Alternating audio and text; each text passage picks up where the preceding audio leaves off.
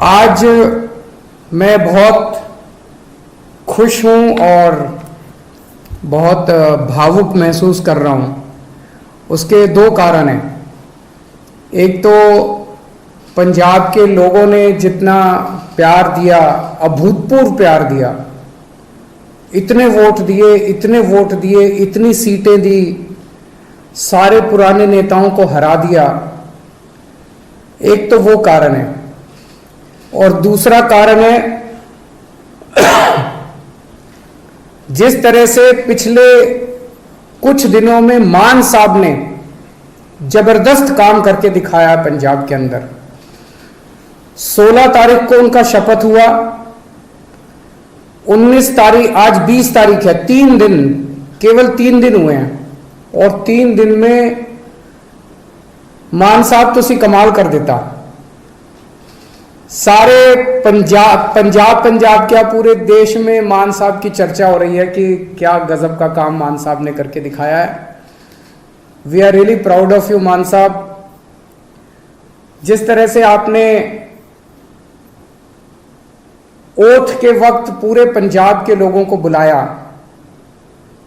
3 करोड़ पंजाब के लोगों ने शपथ ली। मेरे पास ढेरों मैसेज आए, मेरे पास ढेरों लोगों के फोन कॉल आए कि सर आज मैं भी टीवी के सामने बैठ के मैंने भी शपथ ली। जितने लोग वहां गए थे उनको भी ये लगा, पंजाब के लोगों को पहली बार ये लगा कि वो मुख्यमंत्री बन रहे हैं। ये बहुत बड़ा एहसास था पंजाब के लोगों को।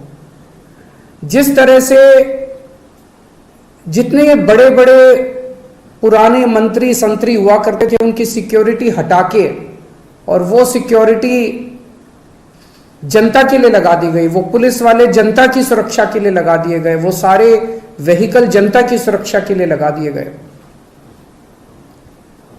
जो अक्टूबर के अंदर फसलें बर्बाद हुई थी उन फसलों का अभी तक मुआवजा नहीं मिला था और सरकार बनते ही 1-2 दिन के अंदर सारे किसानों का मुआवजा उनके जिलों में पहुंच गया और अब मुझे बताया गया है कि अगले 3-4 दिन के अंदर वो सब मुआवजा उनके चेक मिलने चालू हो जाएंगे। बहुत खुशी होती है ये सुन के।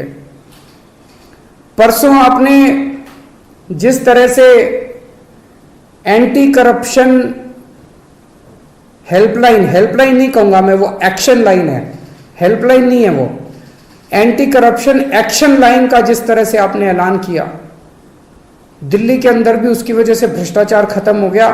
और पंजाब से ऐलान करने के बाद ही पंजाब से इतनी सारे मेरे को सोशल मीडिया पे और मैसेजेस के थ्रू आ रहे हैं, जी मैं वहां गया था रजिस्ट्री करवाने, पहले तो इतने पैसे लगते थे, अब तो उन्होंने तुरंत रजिस्ट्री कर दी। जी किसी का आया, जी मेरा ढाबा चलता है और पहले यहाँ पे हमारा लोकल कोई वो आया करता था पुलिस वाला, खाना खाता था, पैसे नहीं देता था, अब तो वो पैसे देने लग गया।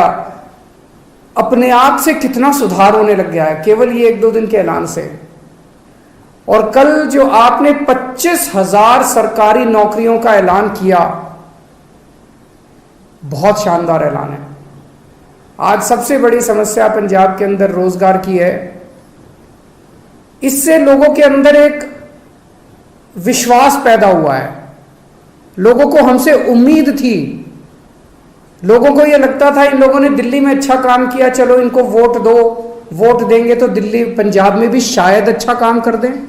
लेकिन पिछले 3 दिनों के अंदर मान साहब आपने जो ऐलान किए और जो काम करके दिखाया है, वो उम्मीद अब धीरे धीरे लोगों की विश्वास में बदलती जा रही है। ये बहुत बड़ा काम है। आपको बहुत बहुत बधाई देता हूं। बहुत शानदार जीत, बहुत शानदार शुरुआत है आपकी। भगवान से प्रार्थना है, वाहिगुरु जी से प्रार्थना है कि आपको इसी तरह से शक्ति दे, ताकत दे और आप इसी लगन के साथ पंजाब की सेवा करते रहें। एक तरफ आप इतना शानदार काम कर रहे हैं, आपने ओथ भी ले ली, हमारी सरकार भी बन गई, हमारे मंत्री भी बन गए, इतने सारे काम भी कर दिए, और दूसरी तरफ भारतीय जनता पार्टी है जो 4 राज्यों में जीती थी, अभी तक उनसे सरकार नहीं बन पा रही। अभी उनके लड़ाई झगड़े चल रहे हैं, किसको मंत्री बनाएं, किसको ये बनाएं, किसको वो बनाएं। काम तो वो क्या करेंगे, उनसे उनकी सरकारें ही नहीं बन पा रही। कैबिनेट में जो जो मंत्रियों को कल शपथ दिलाई गई थी मैं उनको बधाई नहीं दूंगा, मैं उनको शुभकामनाएं दूंगा। भगवान से प्रार्थना करूंगा कि आप सब लोग जो जो जिम्मेदारी आपको दी गई है वो जिम्मेदारी आप लोग पूरी लगन, मेहनत और ईमानदारी के साथ पूरी करेंगे। एक एक व्यक्ति के ऊपर निगाहें हैं लोगों की, समय कम है। अभी अभी मान साहब ने कहा कि 70 साल खराब कर दिए हम लोगों ने, 75 साल हो गए आज़ादी को, 75 साल हमने खराब कर दिए, अब टाइम कम है। हर एक मंत्री को मान साहब टारगेट देंगे, भाई तुमको इतने दिन में इतना काम करना है, इतने दिन में इतना काम करना है, इतने दिन में इतना काम करना है। टाइम बहुत कम है, 24 घंटे का दिन होता है, 24 में से 30 घंटे काम करना पड़ेगा, रात दिन काम करना पड़ेगा, खूब मेहनत करनी पड़ेगी। अगर टारगेट पूरे नहीं होते आपके तो फिर जनता ही कहेगी भाई इस मंत्री को बदलो, दूसरे मंत्री को लेके आओ। हो सकता है थोड़ा सा बुरा लगे उस टाइम, लेकिन मजबूरी है, काम तो करना पड़ेगा। मान साहब जो भी टारगेट देंगे वो मान साहब के टारगेट भी पूरे करने पड़ेंगे। मैं पहले दिन का मान साहब का भाषण सुन रहा था जब उन्होंने सारे एमएलएज को कहा था कि चंडीगढ़ में मत बैठना, बहुत सही कहा था। होता क्या है कि जब हम जब बन जाते हैं तो फिर ये घोड़ा गाड़ी बंगला इसकी आदत पड़ जाती है, ये बहुत बुरी आदत है। चंडीगढ़ में बिल्कुल नहीं बैठना। हमारी पार्टी का एक एक कार्यकर्ता, हमारी पार्टी का एक एक एमएलए, हमारी पार्टी का एक एक मंत्री लगातार 24 घंटे जनता के बीच में घूमेगा, गलियों में जाएगा, मोहल्ले में जाएगा, पिंड में जाएगा, लोगों की बातें सुनेगा। मैंने सुना है कि कुछ विधायक अपने जो मंत्री नहीं बन पाए वो दुखी हैं। हमारी 92 सीटें आई हैं, मंत्री 17 ही बनेंगे। ऐसा नहीं है कि जो विधायक मंत्री नहीं बने वो किसी से कम है। पंजाब के लोगों ने एक एक हीरा चुन के भेजा है इस बार, एक एक हीरा है। आप लोग एक एक हीरा हो, हर एक में बड़ी अच्छी अच्छी लियाकत है। लेकिन हमें ये 92 लोगों की, 92 लोगों की एक टीम की तरह काम करना है। अगर हम टीम बन के काम करेंगे, अपना स्वार्थ छोड़ देंगे, अपनी इच्छाएं छोड़ देंगे, अपनी एम्बिशंस छोड़ देंगे, पंजाब की तरक्की होगी, पंजाब खूब आगे बढ़ेगा। और अगर हमारी एक एक आदमी की इच्छाएं आगे आ गई, मोह आगे आ गया, लालच आगे आ गया, मेरे को ये क्यों नहीं मिला जी, मेरे को वो चेयरमैन ही क्यों नहीं मिली जी, मेरे को ये विभाग क्यों नहीं मिला जी, मेरे को मंत्री क्यों नहीं मिला जी। अगर हम सारे अलग अलग अपने हिसाब से काम करेंगे, पंजाब हार जाएगा। पंजाब की तरक्की के लिए जरूरी है ये 92 लोगों की एक टीम की तरह काम करना, अपने को मजबूत टीम की तरह। उस टीम का लीडर है भगवंत मान। आप सबके लिए मैं बड़े भाई की तरह हूं, आपको गाइड करने के लिए।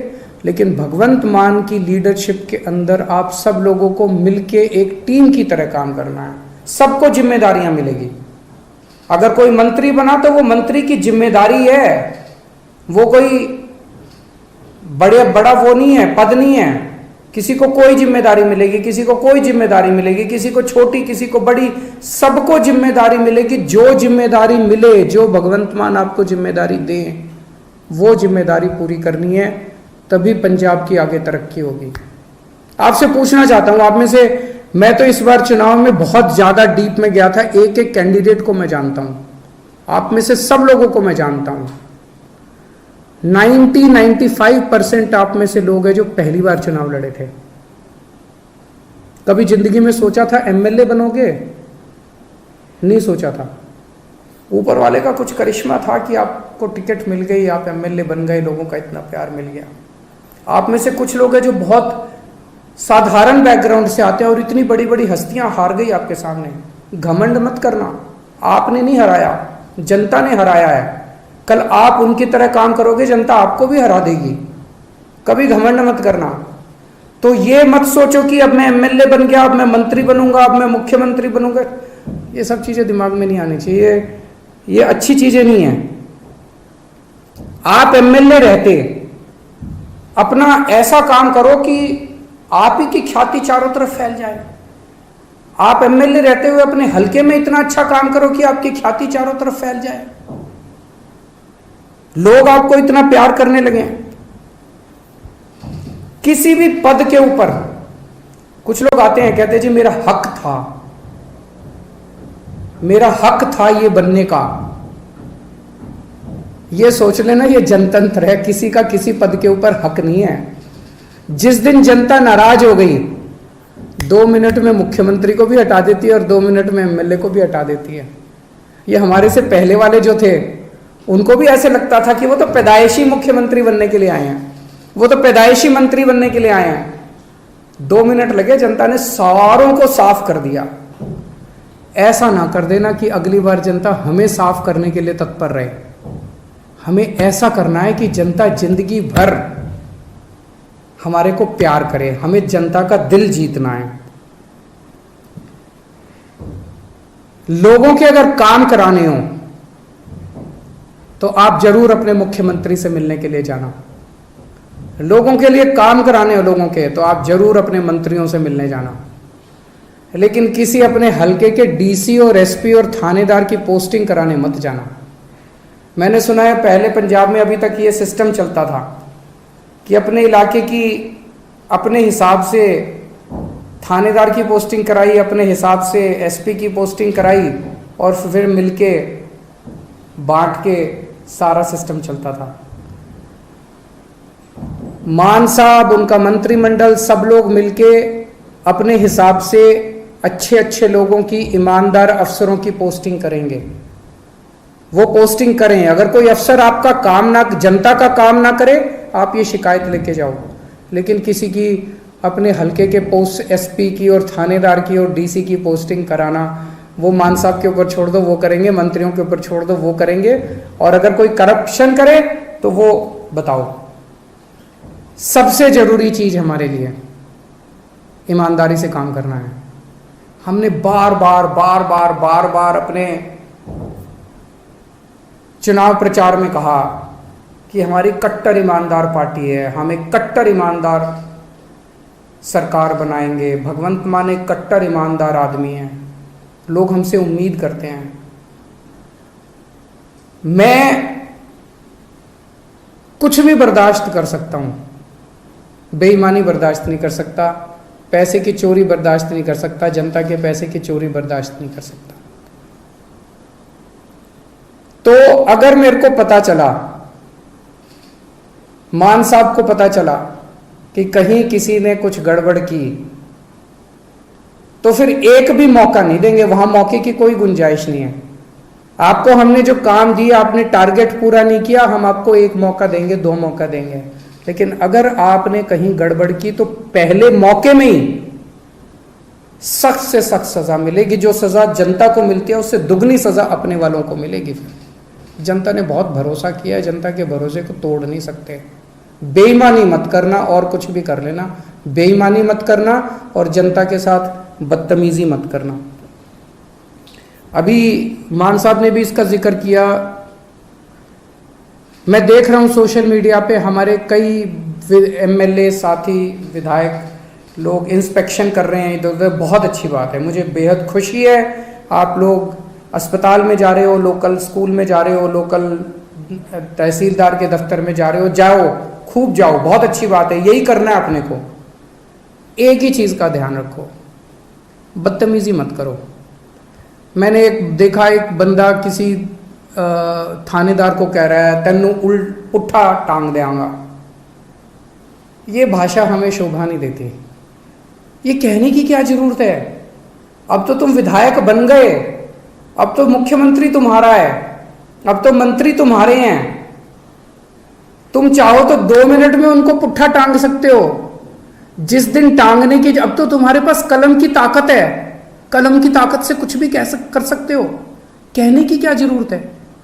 अपने मुंह से हमें सबकी इज्जत करनी है, सबकी इज्जत करनी है। विरोधियों की भी इज्जत करनी है, विपक्षियों की भी इज्जत करनी है, सारे कर्मचारियों की इज्जत करनी है। और ये कर्मचारी दोषी नहीं है, कोई डॉक्टर दोषी नहीं है सरकारी अस्पताल का, सरकारी स्कूल का कोई टीचर दोषी नहीं है। अभी तक सिस्टम ही ऐसा था, सारा सिस्टम खराब था। दिल्ली का उदाहरण देता हूं, दिल्ली में हमारी सरकार बनी, उसके पहले सरकारी स्कूलों का बुरा हाल था। यहां पे कहते थे कि सरकारी टीचर तो आलसी होते हैं, पढ़ाना नहीं चाहते, काम नहीं करना चाहते, टीचर आती हैं और पेड़ के नीचे बैठ के स्वेटर बुनती रहती हैं, खूब कहते थे। हमने आने के बाद इन सारे टीचरों को इज्जत दी, सारे डॉक्टरों को इज्जत दी, सरकारी स्कूल के अस्पतालों के डॉक्टरों को, टीचरों को इज्जत दी, और आज इन्होंने करिश्मा करके दिखा दिया, सिस्टम बदल गया। हमें पंजाब में इन्हीं के साथ मिलके, सरकारी स्कूल के टीचरों के साथ मिलके, पंजाब पुलिस के साथ मिलके, डॉक्टरों के साथ मिलके, तहसीलदार के साथ मिलके, सबके साथ मिलके सिस्टम बदलना है। आप देख रहे हो ना, इतनी सारी सोशल मीडिया पे आ रही है कि सिस्टम ऑलरेडी बदलना चालू हो गया, तहसीलदार ने ऑलरेडी सिस्टम बदल दिया, पैसे लेना बंद कर दिया, इधर उधर सबने पैसे लेने, सिस्टम बदलना है अपने को। सबको जाके, कोई भी सबको जाके हाथ जोड़ के बात करनी है अपने को कि भाई साहब जमाना बदल गया, अब आप भी बदल जाओ। बस अगर कोई गलत काम कर रहा है, आपके कहने के बाद भी गलत काम कर रहा है, मुख्यमंत्री को जाके बोलो, जो एक्शन लेना होगा लेंगे। अपने मुंह से कुछ नहीं गलत शब्द बोलने हैं, वो बहुत जरूरी है। सबको साथ लेके चलना है। इस बार अपने को इतना प्यार मिला है पंजाब की जनता से, मेरे को पता चला कई दूसरी पार्टियों के नेता, उनके घर में उनकी बीवियों ने और उनके बच्चों ने हमको वोट पाई है। सोच सकते हो, हमें 5 साल के अंदर लोगों का इतना दिल जीतना है, 3 करोड़ पंजाबियों का दिल जीतना है कि अगली बार इनको एक भी वोट नहीं पड़नी चाहिए। अभी तो इनके बच्चों ने और बीवियों ने डाली, अगली बार इनके वोट भी हम ही पड़ेंगे। अपने को ऐसा माहौल तैयार करना है। मैं अंत में सभी पंजाब के लोगों को बहुत बहुत बधाई देता हूं ये इनकलाब लाने के लिए। सभी हमारे वॉलंटियर्स को, बहुत मेहनत की हमारे वॉलंटियर्स ने, रात दिन एक कर दिया, बिना किसी ख्वाहिश के, निस्वार्थ भाव से पंजाब के लिए। उन सभी वॉलंटियर्स को मैं सलाम करता हूं। मैं मान साहब को और सभी विधायकों को जो जीते हैं, उन सबको विधायकों को मैं बधाई देता हूं इस शानदार जीत के लिए। मान साहब ने इतना शानदार नेतृत्व किया पंजाब का प्रधान होते हुए, उनको बधाई देता हूं। जरनैल सिंह जी जो पंजाब के प्रभारी थे, उन्होंने बहुत शानदार प्रभारी का पद संभाला, उन्हें बधाई देता हूं। राघव चड्ढा जी जिन्होंने पूरे पंजाब कैंपेन के अंदर सह प्रभारी का बहुत अच्छा काम किया, उन्हें बधाई देता हूं। और अंत में अगर मैं डॉक्टर संदीप पाठक को बधाई और शुक्रिया नहीं दूंगा तो कुछ कमी रह जाएगी। उन्होंने पीठ पीछे रह के जिस तरह से शानदार संगठन तैयार किया, शानदार कैंपेन डिज़ाइन किए, शानदार पूरा पंजाब का कैंपेन संभाला, मैं उन्हें बधाई देता हूं। और उम्मीद करता हूं कि आने वाले 5 साल के अंदर हम सब मिलके पंजाब को ठीक करेंगे। बहुत बहुत शुक्रिया। वाहिगुरु जी का खालसा, वाहिगुरु जी की फतेह।